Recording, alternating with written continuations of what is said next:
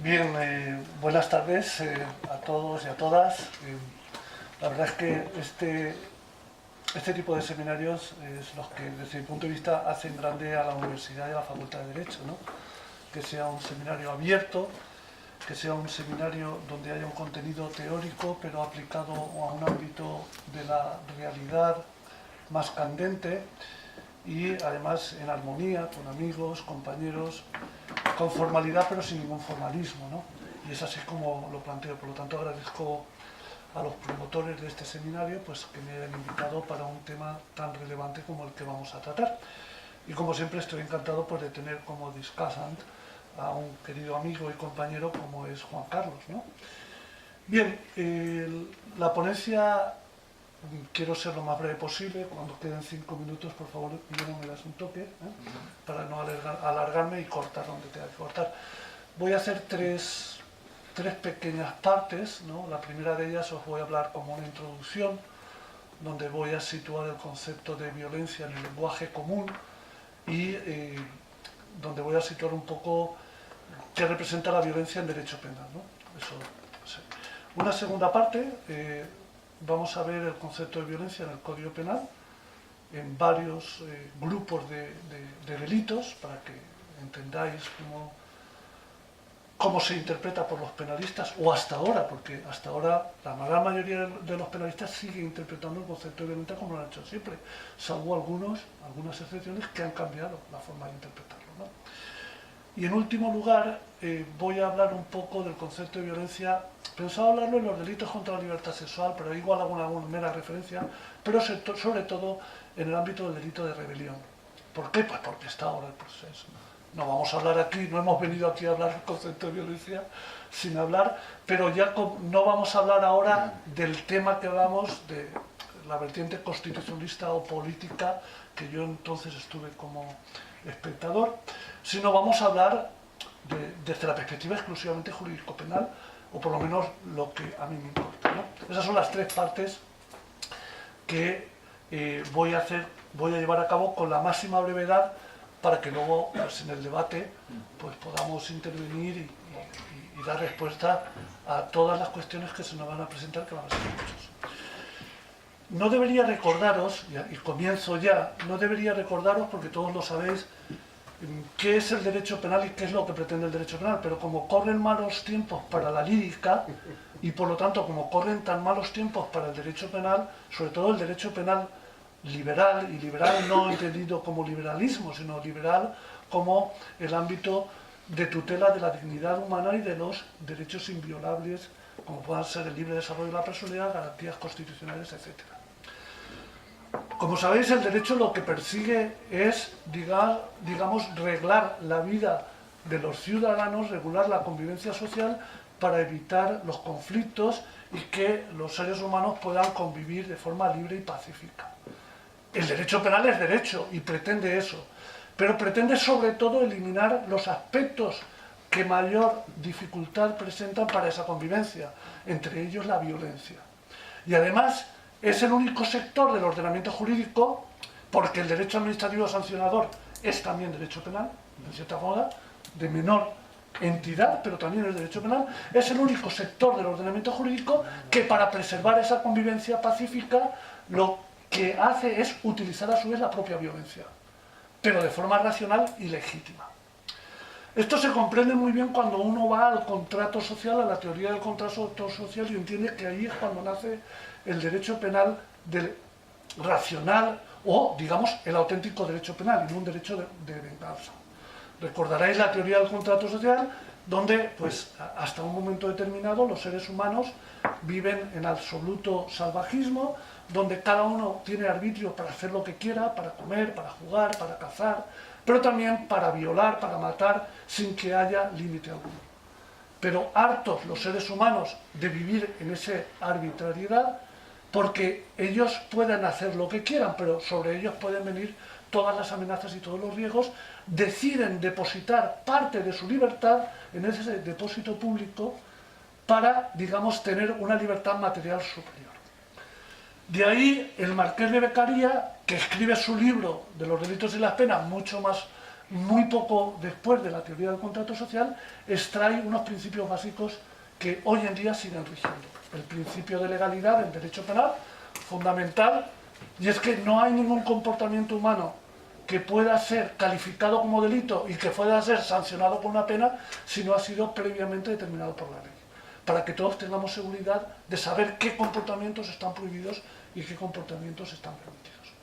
Hay otros principios que él no desarrolló, pero que se han ido desarrollando y son muy importantes. El principio de intervención mínima. Es decir, dado que el derecho penal es el único mecanismo del ordenamiento jurídico que utiliza la violencia para resolver los conflictos humanos, y dado que el derecho penal prioriza la libertad y la convivencia pacífica como todo sector del derecho, entonces tiene que ser restrictivo. Si un conflicto se puede resolver por otras vías menos penosas que la propia del derecho penal, vamos a recurrir a otros sectores del ordenamiento jurídico y no vamos a matar un mosquito con una bala de cañón, ¿no? Otro de los principios básicos que ahora quiero recordar en estos ámbitos es el principio de presunción de inocencia, que es fundamental en derecho penal procesal y material.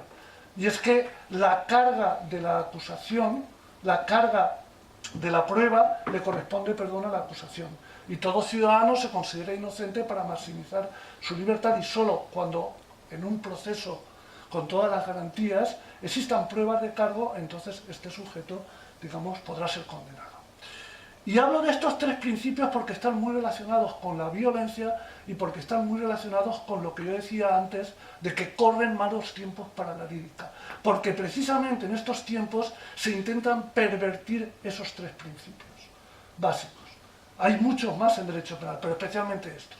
En los momentos actuales, merced a lo políticamente correcto, por una parte, merced a, digamos, al sensacionalismo de los medios de comunicación, y merced a la tergiversación del lenguaje, de lo cual va a profundizar un poco mi compañero, cada vez más se invierten estos principios. Y entonces la pauta es otra.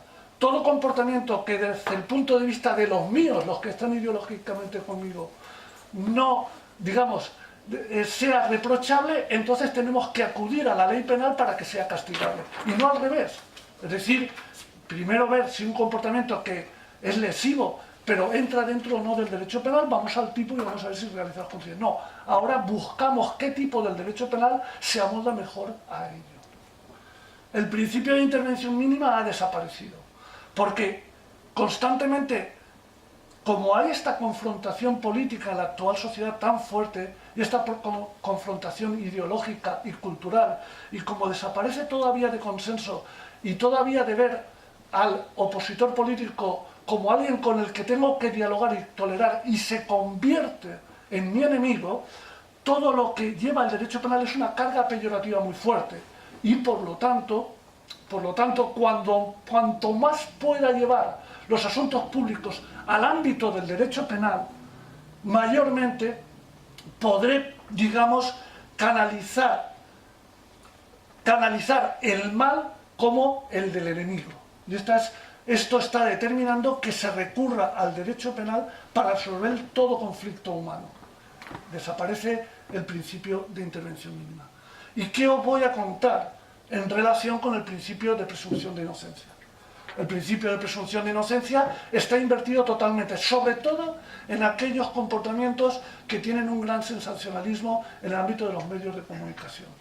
Es decir, cualquier denuncia en ciertos ámbitos determina que el sujeto denunciado ya sea considerado culpable. Y va a ser él en que posteriormente tendrá que determinar su inocencia. Y cuando algún día exista una sentencia, una resolución de absolución, entonces ya la sociedad se habrá olvidado.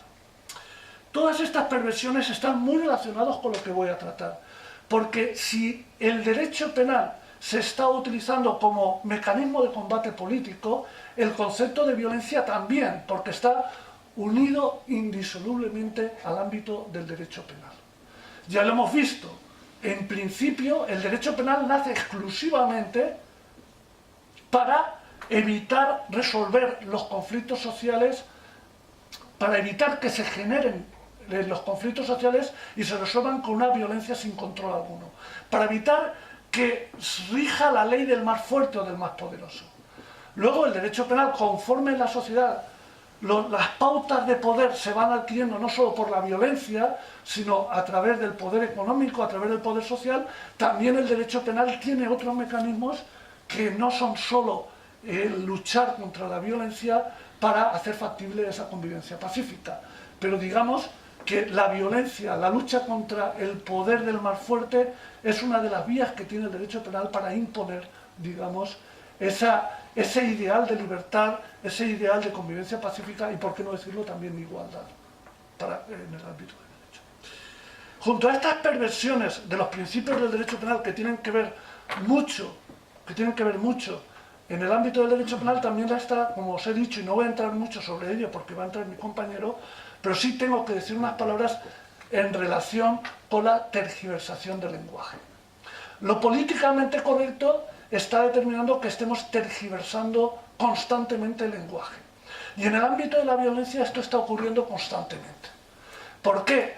Porque cuando los comportamientos vienen de otros que no somos nosotros, aplicándoles a esos comportamientos el término violencia, los estamos descartando desde el punto de vista ético y moral y estamos, digamos, llevándolo al ámbito de lo peyorativo, de lo no deseable. Por eso ya no se habla solo en el ámbito de actos que sean, no se les etiqueta como violentos solo actos de fuerza o de energía, que ya ahora veremos más adelante el concepto, que impliquen un vencimiento de la resistencia del otro, sino actos que no tienen nada que ver con la violencia. Por poner un ejemplo, en el ámbito de la violencia de género hablamos de violencia de género, pero en el ámbito de la conducta machista cada vez más se habla de violencia machista respecto de comportamientos que no tienen nada que ver con la violencia. Pero esto no solo ocurre en ese ámbito, se habla de violencia, de discriminación en relación a comportamientos que son violentos en el ámbito de la discriminación, pero a otros que no lo son, y se habla de violencia y discriminación, incluso de violencia racista. Pero es que he oído hablar también de violencia vial, para hablar de comportamientos indeseables, incluso jurídico-penales, en el ámbito del tráfico rodado, pero que no son de violencia propiamente dicho. Llegamos a oír violencia del Estado, violencia independentista, incluso violencia judicial, que es la contradicción más grande que puede existir, porque precisamente la resolución judicial lo que hace es poner en vigor la ley como resolución del conflicto, ¿no? Esta tergiversación del lenguaje, del empleo del lenguaje, se vuelve a producir por los dos factores que antes señalaba. Hay muchos más, evidentemente. Por el ámbito de lo políticamente correcto, por el ámbito de cómo está en el ámbito actual, en el momento actual, la confrontación ideológica y política, por el ámbito del sensacionalismo en los medios de comunicación, etcétera, etcétera. ¿Qué se entiende por violencia? Pues primero voy a hablar de lo que yo creo que se va a entender con violencia en el lenguaje común y luego en el derecho penal, que no debería ser muy distinto, y voy a intentar que no sea muy distinto, pero que algunos autores intentan que sea muy distinto, o la propia jurisprudencia o la propia ley en ocasiones, ¿no? Si uno se va al diccionario de la Real Academia, pues se va a encontrar que es muy difícil encontrar un concepto de violencia, porque en la primera acepción, la más importante, hace referencia al empleo, pero dice, de medios violentos sobre las personas o sobre las cosas para vencer su resistencia. Pero claro, el diccionario vuelve a recurrir a medios violentos, por lo tanto no resuelve el problema. Ahora bien, cuando uno ve el concepto de medios violentos, siempre hace referencia a la aplicación de una fuerza o de una energía. De ahí que podemos hablar de un concepto genérico de violencia, haciendo referencia al empleo de una fuerza, de una energía de gran intensidad, extraordinaria, que es capaz, aplicado sobre las personas o sobre las cosas, que es capaz de vencer su resistencia. Este sería un concepto genérico más o menos de violencia que se podría aplicar al ámbito del derecho penal. Pero en el ámbito del derecho penal, este concepto tiene que, si queremos hablar de un concepto genérico, que nunca lo hace ni la doctrina, ni el Código Penal, ni la jurisprudencia, yo estos días, pues como es lógico, he ido utilizando todas las bases de datos, para ver si alguna vez la jurisprudencia daba un concepto de violencia genérico en derecho penal. No lo ha hecho, por lo menos de lo que yo he ido investigando, no lo ha hecho nunca. Habla de el concepto de violencia, pues los delitos de robo, los delitos de violencia de género, los delitos contra la libertad sexual, pero nunca hace ello. Y luego en la doctrina, pues 3/4 de lo mismo. Hoy he leído un artículo de Joaquín Barges de 2018 sobre el concepto de violencia en la parte especial del derecho penal, y ni siquiera en este artículo encuentro algo definitorio más genérico. Pero después de, y ahora entraré sobre ello, después de mirar cómo utiliza el Código Penal el término violencia, os puedo decir que con carácter general la ley penal utiliza el término en el sentido que antes he señalado, pero un poco más restrictivo. Con carácter general habla de aplicación de una fuerza, de una energía sobre las personas o sobre las cosas para, digamos, romper con la resistencia de la voluntad de la víctima. Eso es con carácter general cómo emplea el término violencia el Código Penal. Luego iremos un poco más deslindando este concepto. Este concepto se acerca bastante al concepto común. Lo que ocurre es que luego el Código Penal va a hacer una clasificación y hablaríamos de un concepto amplio de violencia, que es este, y de un concepto mucho más estricto. ¿Por qué? Porque a lo largo del texto punitivo hay por lo menos 3 clasificaciones. Yo os voy a hablar de las 3 más importantes.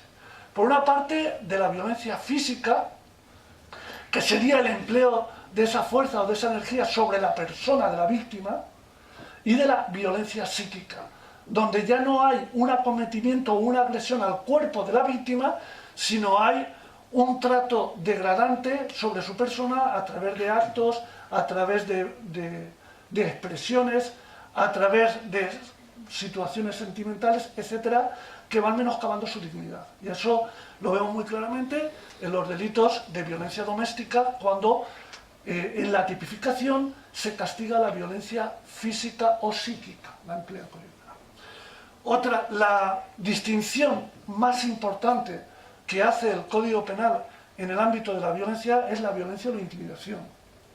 La violencia stricto sensu, en teoría, es la aplicación de cualquier medio energético, físico, con intensidad sobre la persona de la víctima para vencer su resistencia, para obedecer su voluntad contraria a lo que el autor quiere realizar. La intimidación es la amenaza de un mal grave, directo e inmediato, que sea susceptible de causar un temor y que doblegue, a su vez, ese temor, la voluntad contraria de la víctima. A eso también se le habla de vis física y vis psíquica, pero no lo he querido poner bajo esos términos para no confundirlo con la otra clasificación. Por último, el propio Código Penal distingue de lo que es la violencia de otro tipo de violencia. Violencia sobre las personas de violencia sobre las cosas, que a veces le llama violencia sobre las cosas o a veces le denomina fuerza de las cosas. Para el Código Penal, la violencia stricto sensu es violencia sobre las personas. Es decir, en puridad debería ser la aplicación de una fuerza, como he señalado, sobre la persona para doblegar su voluntad.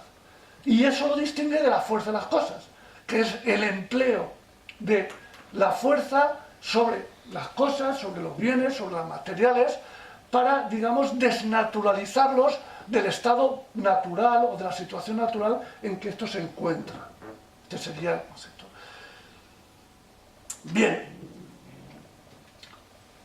Voy a poneros ahora algunos ejemplos de utilización de estos conceptos en sectores delictivos. Y lo voy a ir haciendo de menor a mayor. Es decir, en algunas ocasiones el Código Penal emplea el término violencia o medios violentos en unas 80 ocasiones. En unas 80 ocasiones he contado yo que utiliza estos medios. Pero eso no quiere decir que haga referencia a la violencia solo en 80 ocasiones, hay muchísimas más. Por ejemplo, los delitos de homicidio, los delitos de lesiones, los delitos de maltrato y otros tantos no emplean la palabra violencia, pero son actos de violencia. Por lo tanto, como mínimo son 80, pero son muchísimos más los actos de violencia que hay al respecto. Ya yéndonos al empleo del concepto de violencia en los términos que estoy tratando, pues, por ejemplo, en el delito de asociaciones ilegales, hay uno de los supuestos de asociaciones ilegales, artículo 515.2 del Código Penal, donde habla de aquellas asociaciones que, aunque busquen un fin lícito, emplean medios violentos, digamos, para alcanzarlos, ¿no? Y aquí es un ejemplo de violencia.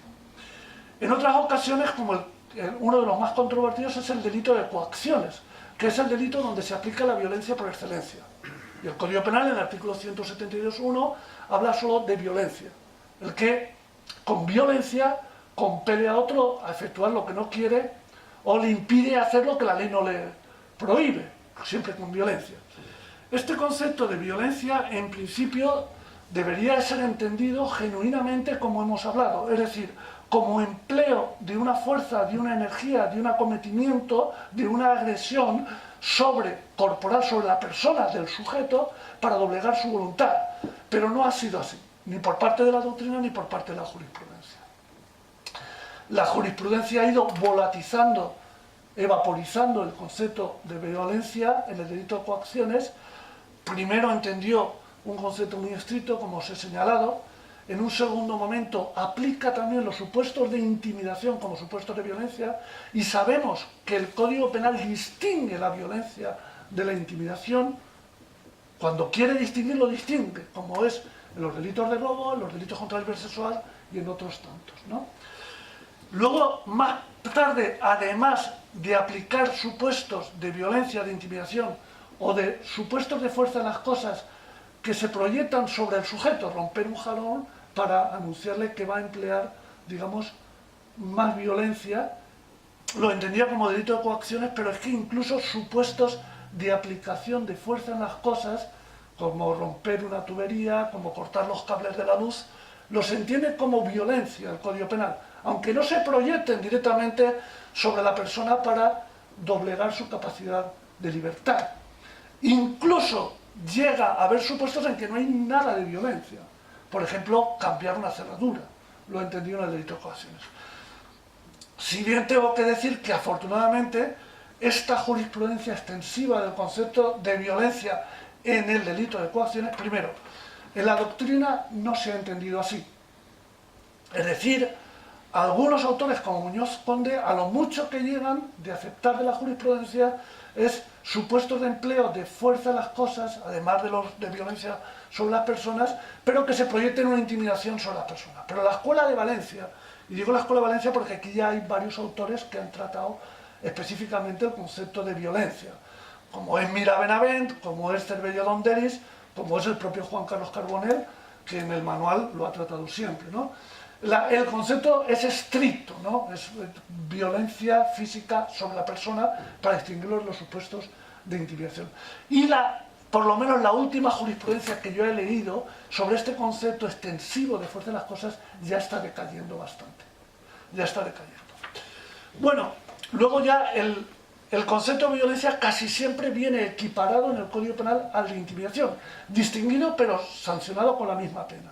Ejemplos, hay muchísimos en el Código Penal.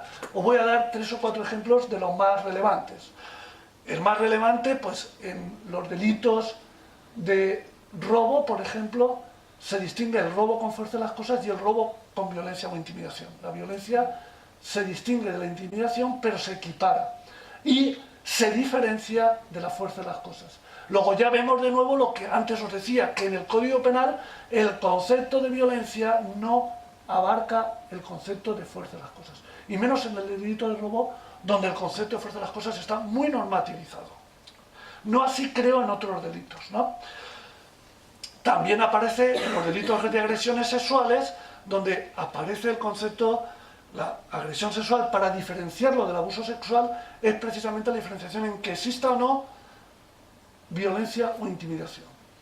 Y aquí hago una salvedad, porque para definir el abuso sexual, el Código Penal, en el artículo 181, establece estas características: que no haya ni violencia, ni intimidación, ni consentimiento por parte de la víctima. Pero ojo, hay un supuesto que podría ser de empleo de fuerza, lo digo porque esto hay que tenerlo en cuenta para examinar algunos casos que están en la actualidad, y que sin embargo son de abuso sexual. Y una vez, en un máster de Derechos Humanos, donde nos pusimos a hablar sobre la sentencia de la manada, estaba conmigo Vicente Grima, lancé al público la siguiente pregunta. En el caso de los hechos de la sentencia de la manada, vamos a imaginar hipotéticamente que a la víctima le hubieran puesto en una bebida que ella toma libremente, sin saberlo, un narcótico, que se hubiera quedado sin sentido y que todos hubieran realizado todas las conductas que aparecieron probadas. ¿Eso sería una agresión sexual o un abuso sexual? Y todos me dijeron, eso es una agresión sexual. Desde el punto de vista de la terminología del lenguaje común es posible que sí, porque es una forma de romper la voluntad de la víctima con el empleo de una fuerza, aunque sea química, ¿no? Pero desde el punto de vista de la legalidad del Código Penal, o lo que hoy he venido a hablar, eso es un abuso sexual. ¿Por qué? Porque lo dice así el artículo 181 del Código Penal, que cuando la persona carezca de sentido por la ingestión de algún fármaco, narcótico, etc., se considera abuso. Y esto es muy importante para que cuando luego analicemos casos de la realidad, no pongamos, por lo menos en este punto, no pongamos, digamos, en el patíbulo ya a los jueces al respecto, sino vemos que lo que a lo mejor queremos cambiar es la ley. Pero la ley es así, en este punto, ¿no? Esto era lo que quería un poco aclarar, que para eso estamos aquí. Otros términos donde equipara la violencia o la intimidación el Código Penal, pues el allanamiento de morada violento, por poner un ejemplo, hay una figura violenta, habla de la violencia y la intimidación. Curiosamente aquí el Código Penal, en el ámbito del delito de robo está muy claro. No podemos, un robo con fuerza de las cosas no se castiga como un robo con violencia o intimidación, porque lo dice la ley.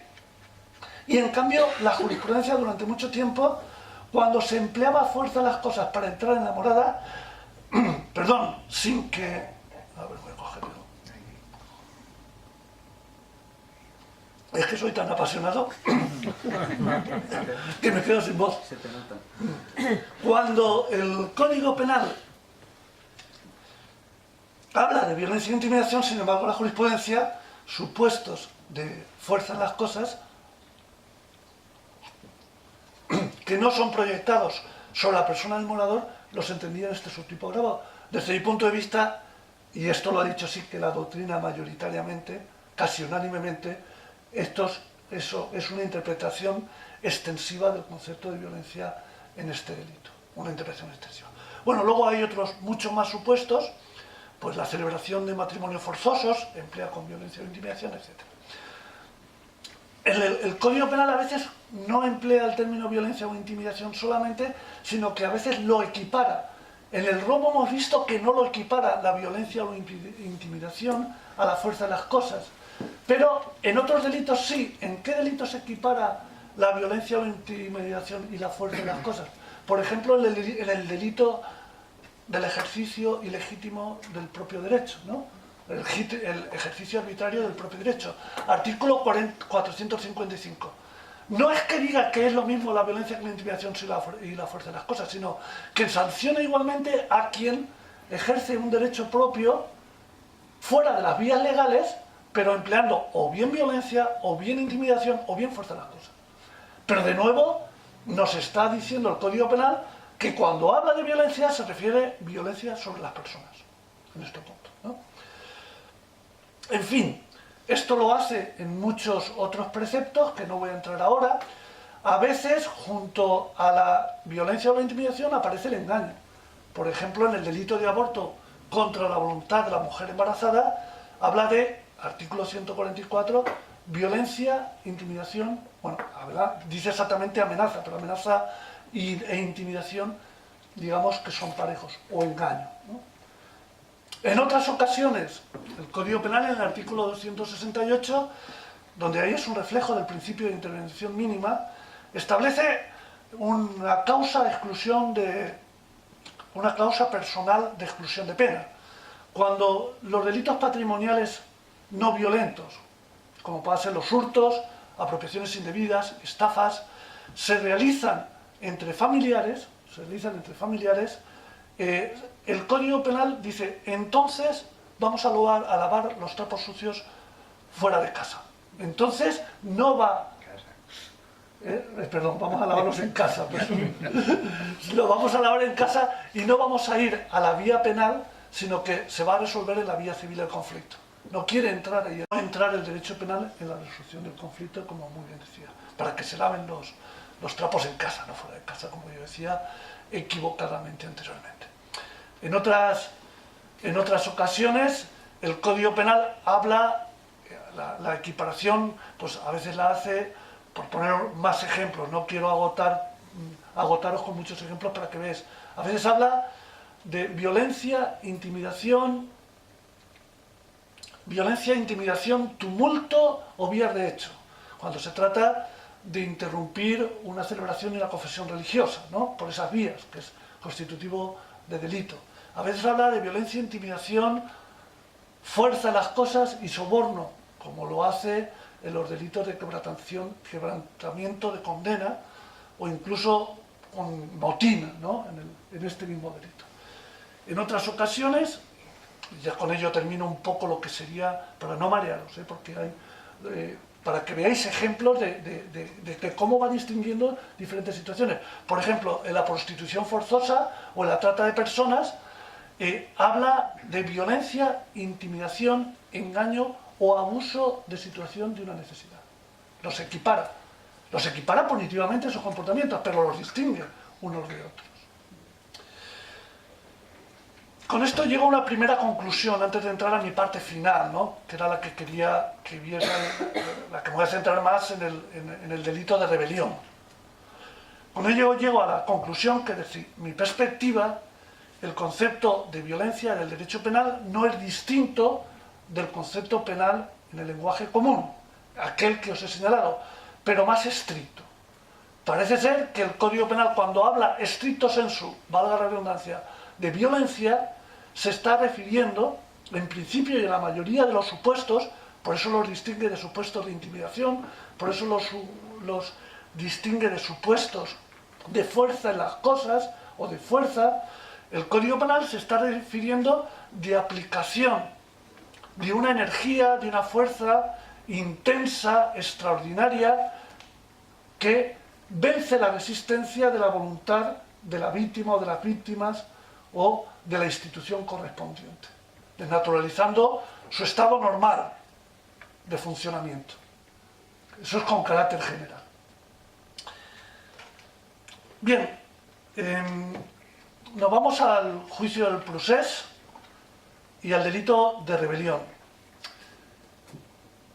Si todos partiéramos de lo que dice el delito de rebelión, de lo que dice el delito de sedición y de lo que dice los delitos de desórdenes públicos, nos hubiéramos evitado muchísimos problemas, mucho más si se hubiera resuelto esto no por esta vía, sino que se hubiera llegado antes a otros ámbitos muy distintos del derecho penal.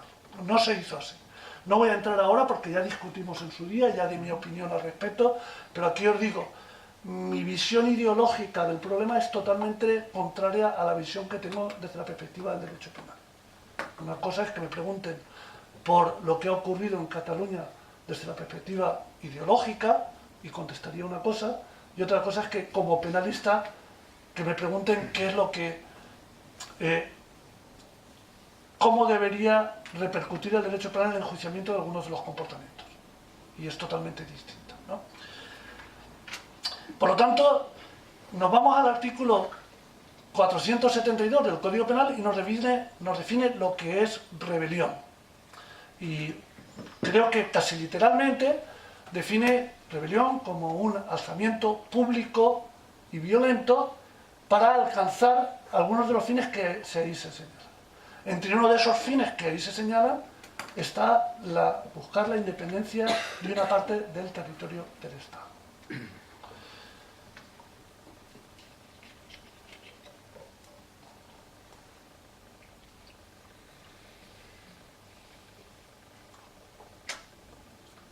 Aquí tenemos, bien, desde mi perspectiva, y esto que lo he mantenido, pues he firmado varios manifiestos, por lo menos 3, pues, que se han llevado a cabo, y donde voy a repetir lo que ya he firmado. Es decir, desde mi perspectiva, por una parte, alzamiento significa, la palabra alzamiento, yo he ido al diccionario porque me gusta mucho siempre ir al origen de las palabras, y eso lo veo muy poco, ni en la jurisprudencia ni en la doctrina. Y el alzamiento hay una definición de muchas que hay, porque hay casi 18 de alzamiento, ¿no? Pero una de las definiciones que da el diccionario sobre el alzamiento hace referencia al apoderarse de algo ilegítimamente o de forma usurpadora, ¿no? Digamos, en forma de usurpación o ilegítimamente. O sea, ya la palabra alzamiento supone, en este ámbito, pretender usurpar el poder ilegítimamente. Por eso el Código Penal, junto a la palabra alzamiento, exige algo más. Que ese alzamiento sea a través de medios violentos, a través de la violencia y, además, para alcanzar algunos de los fines que ahí se señalan. Desde mi perspectiva, esto significa muchas cosas. Significa muchas cosas, y es que los delitos de rebelión, igual que los delitos de sedición, estos delitos que pretenden nada más ni nada menos que desmantelar una parte del poder público, o en algún sentido, son delitos iterativos, es decir, que tienen un desarrollo temporal y espacial constante, que no son delitos de consumación instantánea, como pueda ser un delito de homicidio, por ejemplo, ¿no? Que necesitan desarrollarse en el tiempo. Y desde mi punto de vista, cuando el Código Penal está exigiendo la violencia, está exigiendo un concepto genuino de violencia y un concepto preordenado de violencia, además alzándose, digamos, tumultuariamente. No lo he dicho, es que es importante, alzamiento tumultuario, público y violento, ¿no? Para alcanzar esos fines. Es más, para que veáis la relevancia de lo que es el delito de rebelión, no solo en el Código Penal frente al delito de sedición, artículo 544, en el delito de sedición también se exige el alzamiento, también se exige el carácter tumultuario, pero no se exige la violencia. Se exige el empleo de fuerza o vías de hecho. Eso es lo que se exige. Pero si uno va al diccionario y busca también qué significa sedición en el diccionario, dice alzarse pública y violentamente ya para la sedición. No tenemos por qué recoger en el Código Penal exactamente esta definición. Para, digamos, vencer o para atacar el orden público, para atacar a la autoridad o para atacar la disciplina militar, pero con menor intensidad y gravedad que en la rebelión. Con todo esto, ¿a dónde quiero llegar? Quiero llegar que para que exista un delito de rebelión, desde el punto de vista del ordenamiento jurídico penal y con arreglo con los criterios de interpretación que tenemos los penalistas, donde impera no solo el principio de legalidad, sino la taxatividad, es decir, ser lo más precisos posibles en el empleo de los términos. Además, el principio de indubio pro reo. Cuando en el empleo de la interpretación tenemos dudas sobre si va a favorecer o a perjudicar al reo, hacerlo favoreciendo. Conforme a las noticias que están apareciendo y conforme está desarrollando el proceso, yo no veo por ninguna parte que los actuales procesados, los políticos presos que están siendo ahora enjuiciados, hayan utilizado la violencia para alzarse públicamente. En ningún momento. Y menos todavía, como exige desde el punto de vista de rebelión, desde mi perspectiva, mediatizando la violencia para alcanzar ese fin. Todo lo contrario. Precisamente en todas las actuaciones que he visto antes, durante y después de aquellos actos y luego en el proceso, lo que veo es precisamente evitar al máximo de violencia. El que uno pueda pensar hipotéticamente que si vamos a votar va a haber violencia, etcétera, etcétera, eso no es preordenar la violencia. Y eso no es algo que dependa de mí. Y eso no entra en la interpretación, digamos, taxativa y preordenada de los términos en derecho penal. Eso es, vuelvo a repetir, interpretar las leyes penales como no debe hacerse. Con una perspectiva que no se quiere a veces exteriorizar, pero es voy a ver cómo le doy la vuelta a este precepto, lo extiendo más para que me quepa en estas situaciones. Yo a veces me pregunto, si el día 27 de octubre, creo que fue el 27, Puigdemont, cuando está a punto de declarar las elecciones en Cataluña, no lo hizo, pues no vamos a entrar ahora las razones, pero en el caso no lo hizo, y lo hubiera hecho, yo pregunto, ¿creéis que habría habido procesamiento por delito de rebelión? ¿Alguien cree que si eso lo hubiera hecho Puigdemont hubiera habido procesamiento? Yo estoy convencido que no lo hubiera habido, bajo ningún concepto. Y si no lo hubiera habido, ¿qué quiere decir? Pues quiere decir que todo lo anterior no iba preordenado a ello. No voy a entrar ahora en las razones por qué se está llevando este enjuiciamiento, pero voy más allá. Creo que la situación de privación de libertad de los que están actualmente siendo enjuiciados, desde mi punto de vista, viola pues, los mínimos principios del derecho procesal y del derecho material. Es más, me temo que esa situación de privación de libertad les puede incluso perjudicar a la hora de la sentencia. En el sentido de que como han estado tantos privados de libertad, vamos a buscar algún delito para que justifique esa privación de libertad. Espero que no sea así, pero me temo de que esto vuelva a ocurrir. Como internamente lo temo, pues os lo expreso. Desde mi punto de vista es totalmente injusto.